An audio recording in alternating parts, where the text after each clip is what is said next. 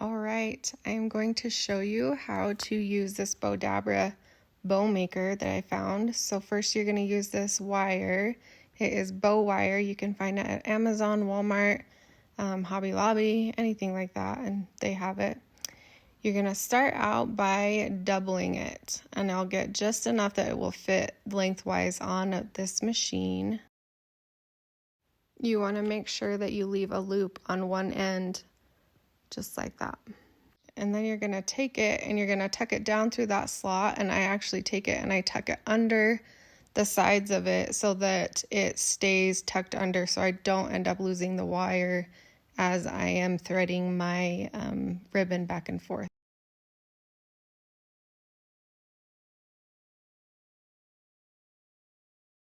So to start, you're going to just pick your ribbon and you're going to use that middle section right there, and you're going to kind of want to scrunch your ribbon so that it'll fit in that section. And then you decide on the length that you want on your side as your tails and at what size you want your loops to be. And then you're just going to go back and forth like that as many times. I usually like to have 2 loops per side, but depending on the color and whatever you want, you can decide that way as you figure out this machine. And then I'll just go through and kind of check, make sure my loops are the same so that they're even on both sides.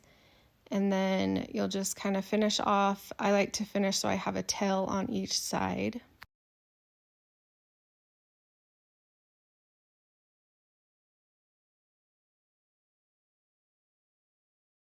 And then once you get that one done, I kind of just move it around. Once you get that one done how you want it, you can go ahead and pick your next colors. You can do as many colors of ribbon as you want. I think the more you do, that's the cuter. And then I kind of just adjust as I go to make sure that everything is even and will lay good.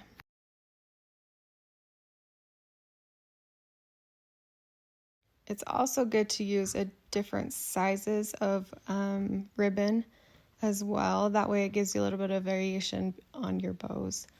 And then if you notice on this one, where you have the same pattern on each side of this, where it's just the burlap bow, you don't have to do anything special. You can just wrap it back and forth through the little divot on the machine.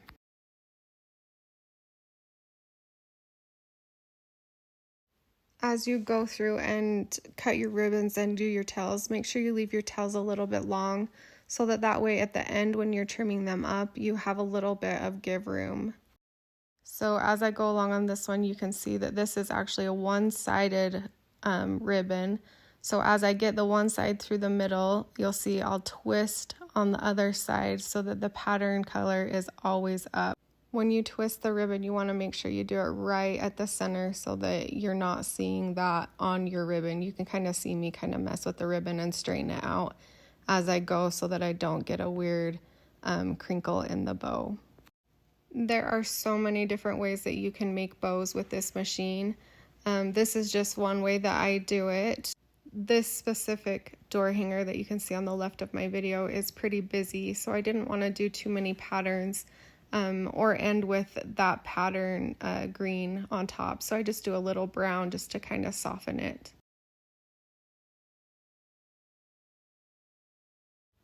Okay, now that I've got the bow looking about how I want it to, you're going to take this little squisher thing that comes with it. You'll stick it between the 2 plastic parts, and I'll show you what not to do when you go to tie this. The burlap is such a stiff material, you're going to want to keep your finger on it. Otherwise, when you pull up, everything's going to pop out just like that.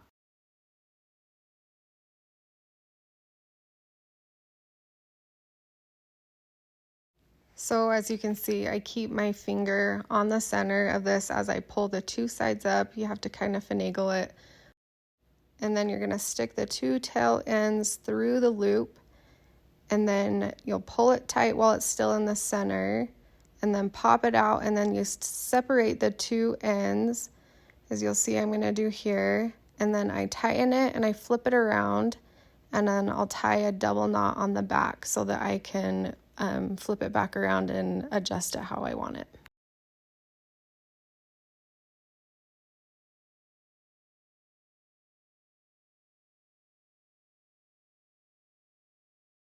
So at this point, I don't spend a ton of time. I've got it looking pretty much how I want it to look. So at this point, you're going to take all those tails, and I like to fold them in half, and then I'm going to dovetail them. So you're going to create just a little V in there so that it finishes off the look. And you'll go around and do that to every single one of those ends.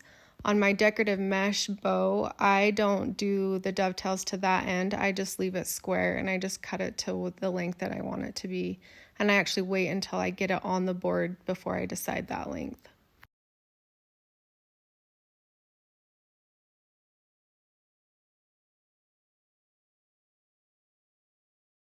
So from here, you just get it on there, decide how you want it to be. You'll notice I just kind of move it around a bit, and some of these ends are a little bit longer than I want, so I'll kind of go through and recut them. The one thing I did forget to show in this video, on all of those ends that you cut for the dovetails, you do want to take a lighter in and just lightly, very lightly run a flame over them so that they don't fray. The burlap and the ribbon, the burlap will start on fire, so very lightly, like I said, just melt it just a little bit, and then on your ribbon you're just really just melting it just a tiny bit so that they don't fray. All right, you guys, that is it. Thank you so much for watching this video.